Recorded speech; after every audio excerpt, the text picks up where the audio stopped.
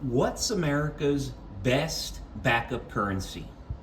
Good evening, folks, and welcome back to another episode of Silver Dad Knows.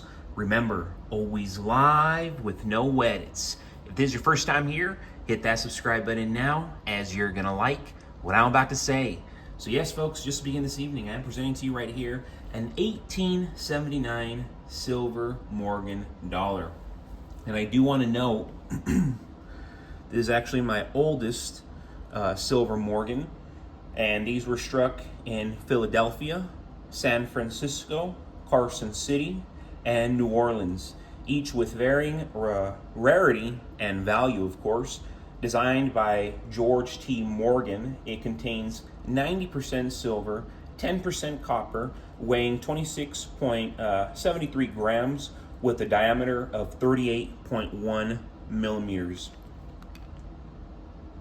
Just so you can see everything. Remember, 1879. The Philadelphia Mint, no mint mark, produced over 14 million coins, making it the most common of the 1879 issues. The San Francisco S Mint produced about 9.1 million coins, while New Orleans struck just over 2.8 million. The Carson City issue is the rarest, with only 756,000 minted, and is highly sought after by collectors. There are notable varieties such as 1879 CC clear, quote unquote clear CC, and quote unquote capped CC varieties. The capped CC variety is rare due to a minting error that resulted in overstrike. Morgan dollars were a response to the Bland-Allison Act, which mandated the U.S. Treasury to purchase silver and mint it into coins, benefiting Western mining interests. Today, uncirculated and proof-like examples of the 1879 Morgan command high prices, especially in higher grades, with Carson City coins being the most valuable due to their limited mintage. I'm a huge fan of these Morgan dollars, and I highly encourage every serious stacker to get as many Morgan dollars as you possibly can. You know, you cannot go wrong, because folks, throughout history, silver has played a critical role as money, a store of value, and a hedge against economic turmoil. While the US dollar dominates global trade today, it is backed only by confidence in the government rather than tangible assets. This makes silver an essential backup currency, providing financial security when fiat money falters.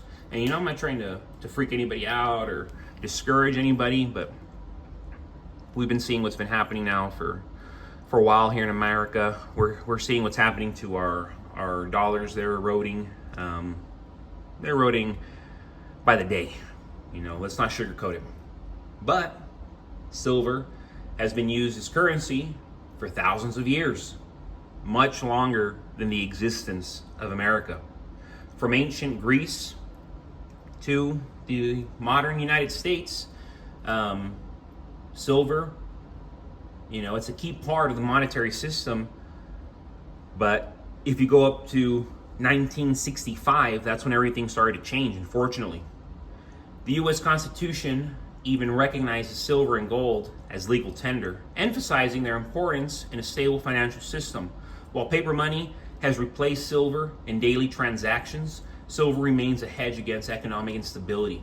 Unlike fiat currencies, which can be printed at will, silver is tangible, scarce, and universally, globally recognized. This makes it an effective hedge against inflation and currency devaluation. In times of crisis, when paper money loses purchasing power, silver retains value because, you know, its intrinsic worth. During hyperinflation or banking collapses, people historically revert to silver and gold for trade. The U.S. experienced this during the Great Depression, and more recently in Argentina and Venezuela, where fiat currencies failed, but precious metals remain viable for barter and wealth preservation. While gold is often viewed as the ultimate store of value, silver is more practical for everyday transactions. A 1 ounce gold coin, currently worth thousands, isn't useful for small transactions. Silver, with its lower price point, allows more flexibility in trade. Historically, silver has been the people's money, while gold was reserved for large transactions and wealth preservation. As the U.S. moves towards digital currencies and central bank digital currencies, the risk of government control over personal finances increases. Silver provides an independent, decentralized alternative, allowing individuals to preserve wealth outside the banking system. Silver is not just a commodity, it is a lifeline in financial uncertainty. Whether used for barter, savings, or hedging against inflation, silver remains America's best backup currency, ensuring financial stability when the dollar is at risk. And folks, the dollar is at risk. I mean, it is outrageous. It is outrageous what is happening here in America. And as a matter of fact, if you went back 20, 30 years ago and you said, hey, this is going to happen in the future, you'd say, no way. No way are we going to slip that far. But folks, we have slipped that far. We have lost our morals. And aside from losing our morals, aside from losing our honor, aside from losing our loyalty, we have lost common sense when it comes to providing for our children, providing for our legacies. We don't think. People are under the assumption that because everything is okay right now in real time, it's going to be okay for the next 5 decades. Folks, let us wake up to the reality. Stack silver, stack gold, stack cryptocurrencies, specific cryptocurrencies, of course, but more notably, gold and silver, God's money, something that has been used since the beginning of time, since the biblical days. Why would you not be securing your family? Why would you not be doing the best decision for yourself, for your children, for your spouses? Folks, as always, thank you so much for joining us for another evening of Silver Dad Knows. God bless you. God bless your household. And as always, God bless America.